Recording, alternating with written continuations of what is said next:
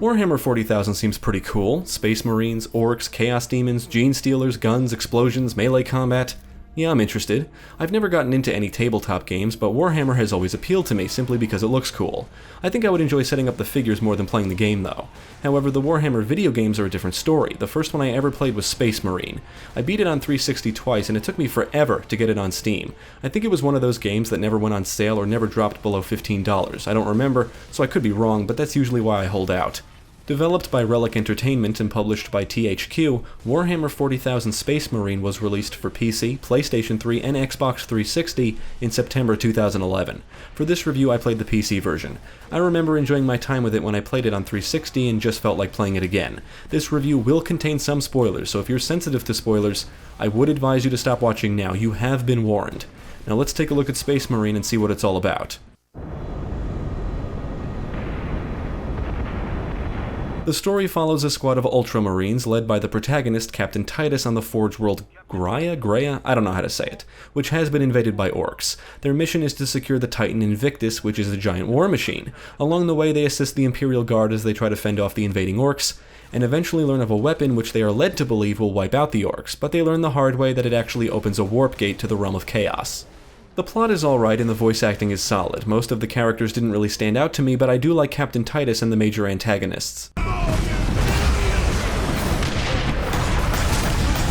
Space Marine is a third-person action game. You and your squad members run around the environments and kill enemies. You can walk, run, dive, and use your melee and ranged weapons to defeat your foes. You can hold one melee weapon and 4 ranged weapons. You do have to keep an eye on your health and armor because while armor will regenerate, health will not. You have to execute enemies to replenish health. In order to do that, you have to stun them first. This health system encourages you to utilize both your ranged and melee weapons. The game strikes a good balance between melee and ranged combat. Whether you're gunning down enemies or chopping them up, the combat looks and feels brutal. It's awesome. The only thing I don't like about the melee combat is that there's no way to really defend yourself. You can't block, parry, or counter. You can dive out of the way, but that's about it. Also, when you're in the middle of an execution, you can still take damage and you can't cancel the execution. You're always outnumbered, so it's not always easy to avoid taking damage, and it becomes more of an issue later in the game when you're up against tougher enemy types.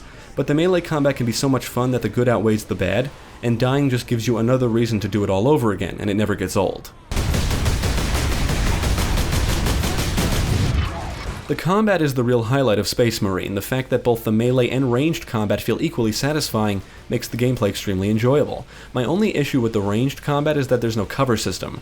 Enemies can be pretty accurate, and I know the game really wants you to engage enemies from afar and up close, but there are a few scenarios where you're just better off hanging back and picking them off. The friendly AI isn't spectacular, but they will kill a few foes here and there, at least they won't get in your way. As you progress through the campaign, you'll come across what I think are pods which house weapons, equipment, and purity seals. Some of the weapons you find are more or less weapon upgrades or upgraded variants of your current weapons. Equipment includes items like jump packs and the Iron Halo. Unfortunately, you can only use the jump pack for a limited time, but these segments are a lot of fun. You can jump high in the air and then slam down on the ground, killing or stunning any nearby enemies. The Iron Halo generates a personal energy shield around you.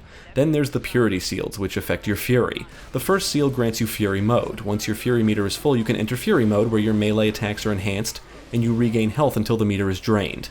The other seals you find will basically enhance your Fury. There's one that lets you slow down time by aiming or zooming, allowing you to pick off enemies easier. Another that causes your Fury to drain significantly slower. And another that lets you gain Fury at an increased speed. The pacing in this game is great, and just when you think you've seen everything it has to offer, something new is thrown at you. You'll get your hands on a decent variety of weapons. You'll start with the basic weapons like the bolt pistol and combat knife, but soon you'll be blowing enemies away with a bolter and decimating them with a chainsword. I find that each weapon is useful. The pistols are great fallback weapons because they have infinite ammo. The bolter is great in almost any situation, and the las cannon is easily my favorite long-range weapon in the game. I love this thing. It can take down the big tough baddies quickly. The Melt-A-Gun is great for crowd control, and the Vengeance Launcher is like a grenade launcher, letting you fire sticky explosive charges and detonate them manually. There's 4 melee weapons in the campaign: the Combat Knife, Chainsword, Power Axe, and Thunder Hammer. Aesthetically speaking, I think the Chainsword is the coolest one, but I found myself using the Power Axe the most. It's great against most threats, and while the Thunder Hammer is the most powerful, it's slow to swing, and you can only use 2 ranged weapons when wielding it. The enemies aren't super intelligent, but they are accurate with ranged weapons. Standing out in the open will often result in you losing health quickly. You can stand behind objects and then run out to attack, but there's no traditional cover system as mentioned earlier. Many orcs will just rush you, others run around, take cover behind objects, shoot at you, and throw grenades. Pretty standard stuff. However, I have seen them get stuck behind objects, and at one point, there was a group of orcs that were just oblivious to my presence.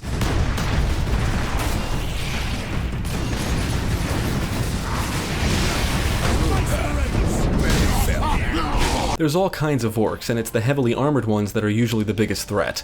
When the sniping and rocket launcher orcs are introduced, that's when the gameplay starts to become noticeably more difficult. Projectiles are everywhere, every orc is gunning for you, bomb squigs come rushing you ready to explode, and just when you think you've seen it all, the forces of chaos are introduced. Demons are quick, psychers can unleash a devastating ranged attack, and they hold open warp rifts that other enemies come pouring through, and Chaos Space Marines and Renegade Militia will be shooting at you from everywhere. Now, there are some boss battles, but they're not very difficult, and the final boss is just disappointing. The environments are pretty linear, but there are some branching paths, many of which lead to dead ends or servo skulls, which are the audio logs and the only form of collectibles in the campaign. Weapons, ammo, and grenades are scattered around, and are usually always found before and after battles. You're going to be traversing through a lot of war-torn looking areas, and the environments are diverse for the most part. You'll battle enemies on an orc ship, through an industrial zone, on a battering ram, and through the Titan Manufactorum facilities, among other locations. Most objectives have you going from point A to B, but sometimes you have to defend an area or allies. You basically go from battle to battle. Other than the enemies, the only other dangers you need to watch out for are turrets and explosive barrels. Every now and then you'll get the opportunity to gun down enemies using a mounted weapon, and there is a neat set piece where you're in a Valkyrie trying to defend the fleet by shooting down flying orcs.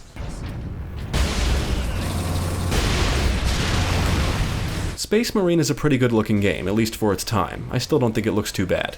The architecture of buildings and structures looks great, and the environments are filled with plenty of detail. Buildings and structures will appear visibly destroyed, with rubble all over the place.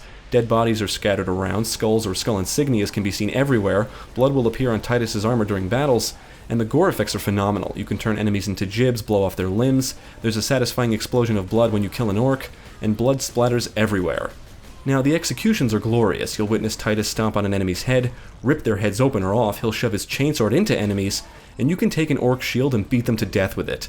The audio work is excellent, for the most part. Weapons fire and explosions sound great, and enemies shout and groan when taking damage and dying.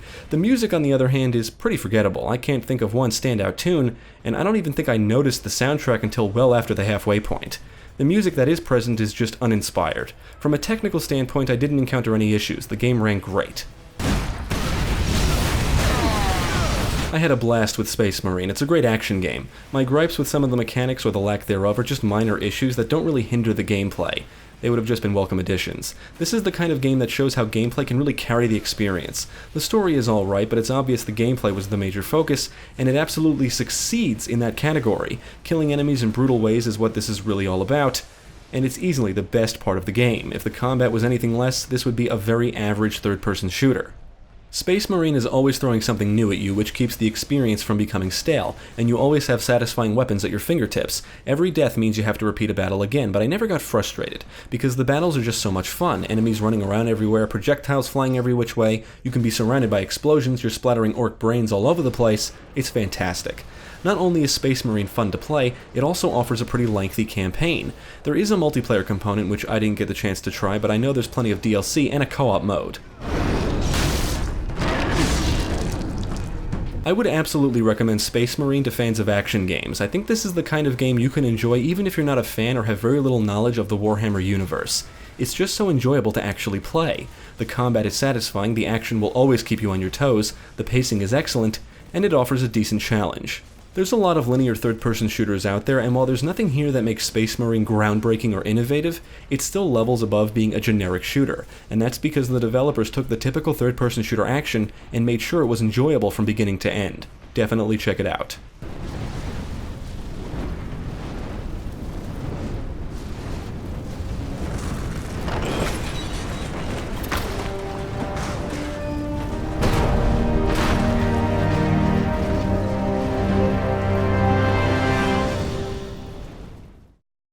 Thank you for watching. If you enjoyed this video, check out the rest of our channel, follow us at the links below, and you can also support us on Patreon. If you're interested in more gaming content, check out our friends over at GameCast.